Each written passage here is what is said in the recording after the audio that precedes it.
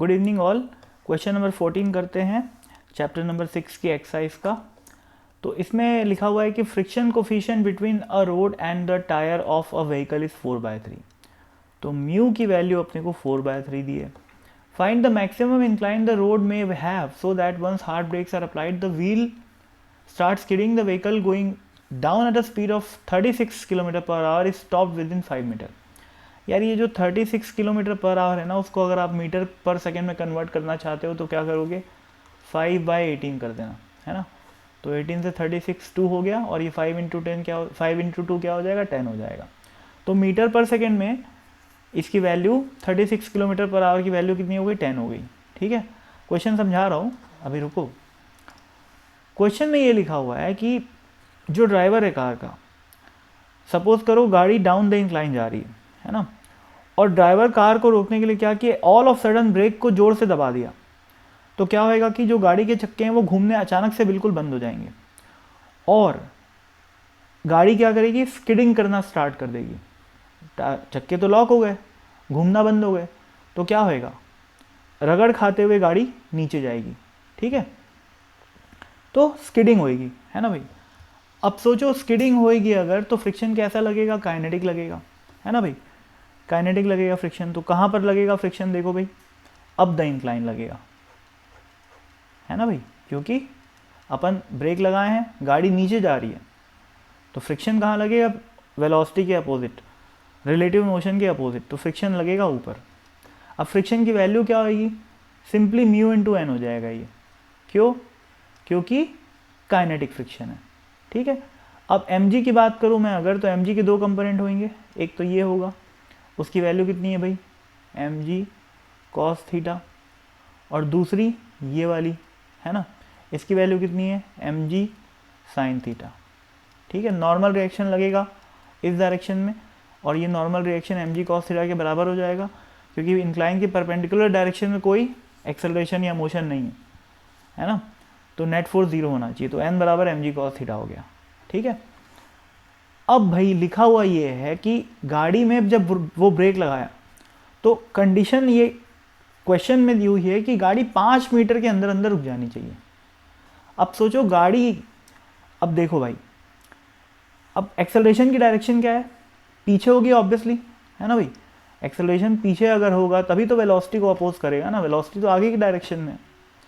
तो अब acceleration velocity को अपोज कर रहा है, तो वेलोसिटी धीरे धीरे कम होगी और बाद में जाके रुक जाएगी, फाइनली 0 हो जाएगी, कार रुक जाएगी। अब बोला है कि ये कार 5 मीटर के अंदर अंदर रुक जानी चाहिए। तो सोचो ए जितना ज़्यादा होगा, distance travelled by the car to stop कम हो जाएगा। ठीक है नहीं, यानी कि अपने को अब अच्छा, अब बोला क्या है कि car should be stop with in 5 metre, यानी कि एस की मैक्सिमम वैल्यू क्या है, 5 मीटर। 5 मीटर से ज़्यादा अपन नहीं चाहते कि कार ले रुकने के लिए, मतलब हम ये नहीं चाहते कि कार 5 मीटर से ज़्यादा डिस्टेंस ट्रैवल करे रुकने के लिए। तो कार का जो डिस्टेंस ट्रैवल है वो मैक्सिमम 5 होना चाहिए, उससे कम चल सकता है, 2 मीटर में रुक जाए, 1 मीटर में रुक जाए, आधे मीटर में रुक जाए, सब फाइन है, पर 5 से ज़्यादा नहीं।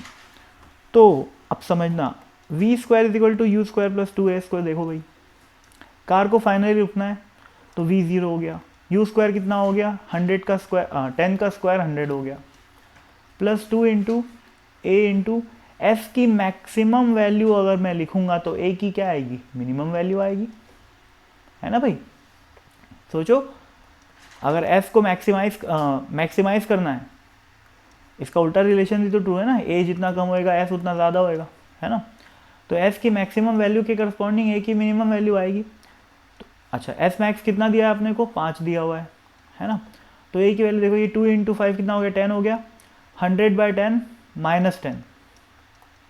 तो a की जो मिनिमम वैल्यू है वो कितनी आई, -10। मैग्नीट्यूड वाइज बात करूंगा तो a की मिनिमम वैल्यू कितनी आई, 10।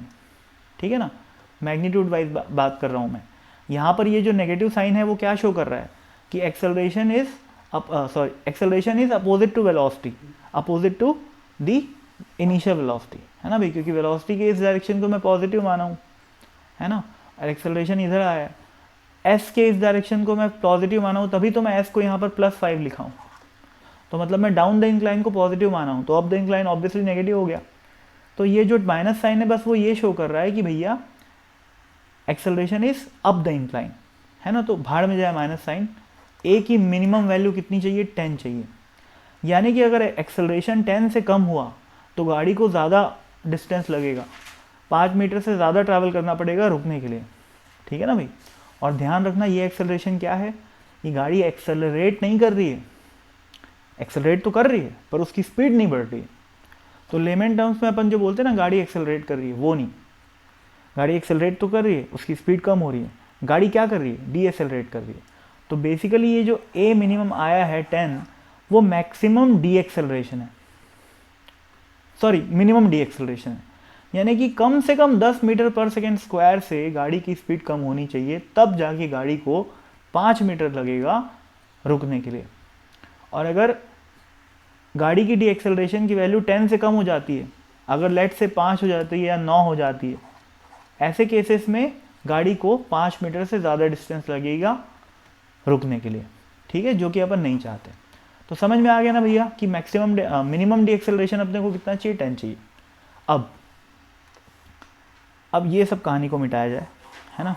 बस ये याद रखो कि मिनिमम डी एक्सेलरेशन कितना चाहिए, 10, है ना। अब बोला है कि ये क्वेश्चन में पूछा है कि find the maximum incline the road में हैव सो दैट ऐसा ऐसा हो। तो मान लेते हैं, अब जैसे मैं इस पॉइंट पे इसकी एफबीडी तो बना ही रखा हूँ। एफ की वैल्यू मैं कितनी बोला, म्यू इंटू एन, तो म्यू इंटू एन की वैल्यू कितनी है, एम जी कॉस थीटा है ना। तो गाड़ी की एफबीडी में देखो ये फ्रिक्शन पीछे लग रहा है और ये एम जी साइन थीटा आगे लग रहा है ना।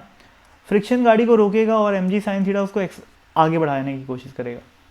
तो बेसिकली गाड़ी का जो एक्सेलरेशन हो जाएगा वो हो जाएगा f minus mu m g sine theta, है कि नहीं भाई। एक्सेलरेशन बोल लो चाहे डी एक्सेलरेशन बोल लो, बात एक ही है, ठीक है। डी एक्सेलरेशन स्पेशल केस होता है जब एक्सेलरेशन भाई गाड़ी की स्पीड चाहे बढ़े चाहे घटे, कहलाएगा तो वो एक्सेलरेशन ही, पर जब स्पीड घटती है तो उसको अपन डी एक्सेलरेशन बोल लेते हैं।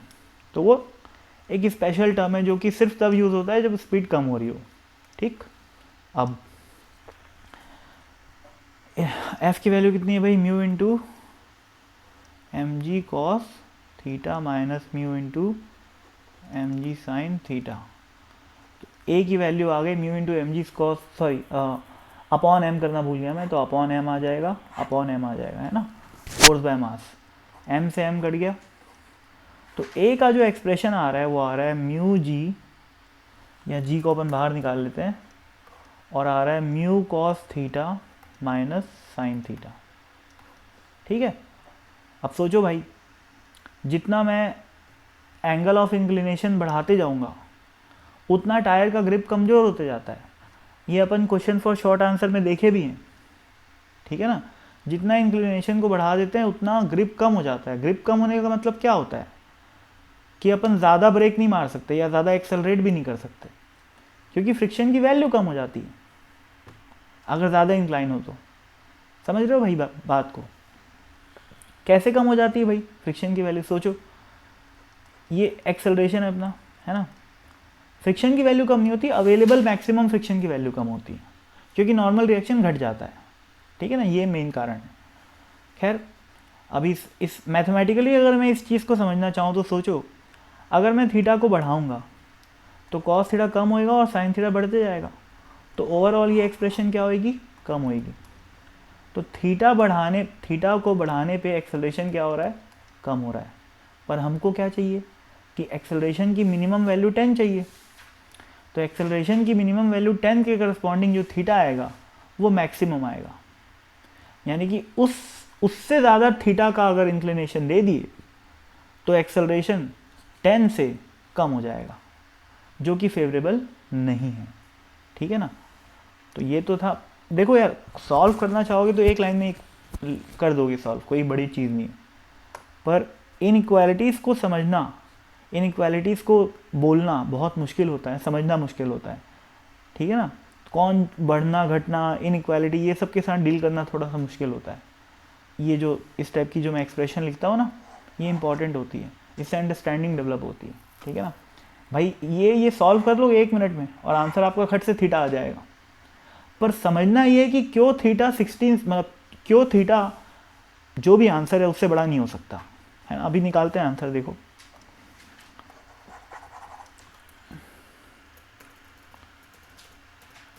हाँ, यहाँ थे अपन ए कितना चाहिए मेरे को, 10 चाहिए। जी कितना होता है, 10 होता है, 10 10 कट गया।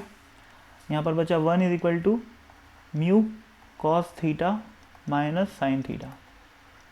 देखो म्यू की वैल्यू दी हुई है 4/3, तो 4/3 cos theta minus sine theta is equal to 1 आ गया, है ना। 3 इंटू यहाँ किया, यहाँ किया और यहाँ से गायब कर दिया, ठीक। इसको मैं पूरे एक्सप्रेशन को बाय 5 कर देता हूँ, बाय 5 बाय 5 बाय 5। तो ये 4/5 को मैं साइन 53 लिख सकता हूँ और 3/5 को मैं कॉस 53 लिख सकता हूँ, ठीक है। तो बेसिकली ये साइन 53 माइनस थीटा का फॉर्मूला बन गया, ठीक है ना। और ये 3/5 को मैं क्या लिख सकता हूँ, साइन 37 लिख सकता हूँ, ठीक है। तो क्या है अपने पास, 53 minus theta is equal to 37 degree. तो इससे थीटा की वैल्यू जब निकालोगे तो 16 डिग्री आएगी, ठीक है भाई। तो 16 डिग्री तो आ गया, पर पूछा क्या है, मैक्सिमम इंक्लाइन। तो समझना ये है कि क्यों 16 मैक्सिमम, समझना ये है कि 16 से ज़्यादा क्यों नहीं हो सकता, क्योंकि जैसे ही 16 से ज़्यादा करोगे एक्सेलरेशन की जो वैल्यू है वो कम हो जाएगी। जबकि हमें क्या चाहिए कि एक्सेलरेशन की मिनिमम वैल्यू 10 होना चाहिए। 16 पे एक्सेलरेशन की वैल्यू 10 होगी, 16 डिग्री पे एक्सेलरेशन की वैल्यू, मैक्सिमम एक्सेलरेशन की वैल्यू 10 होगी। जैसे ही इसको 16 से 17 कर दिए, मैक्सिमम एक्सेलरेशन या फिर मैक्सिमम डी एक्सेलरेशन की वैल्यू 10 से कम हो जाएगी। तो मिनिमम स्टॉपिंग डिस्टेंस 5 से ज़्यादा हो जाएगा। समझ में आ रही है बात, ख़त्म है सवाल अब, ठीक है। इसको कोई चाहे तो इनइक्वालिटी से भी सॉल्व कर सकता है। जैसे वो कुछ इस तरीके से करेगा कि, सुनते जाना आराम से, अपन थोड़ा रिवर्स मारते हैं, यहाँ आते हैं। देखो मेरे को क्या चाहिए कि acceleration should B minimum, acceleration की मिनिमम वैल्यू क्या थी, 10 थी। तो मैं बोल सकता हूँ कि acceleration should be greater than equal to 10, यानी कि f minus mu m g sine theta should be greater than equal to 10, ठीक है। किसी को अगर झिला रहा हो तो भाई वो आगे बढ़ जाओ, है ना। मैं तो जितने तरीके से हो सकता है सॉल्व कर रहा हूँ, ठीक है ना।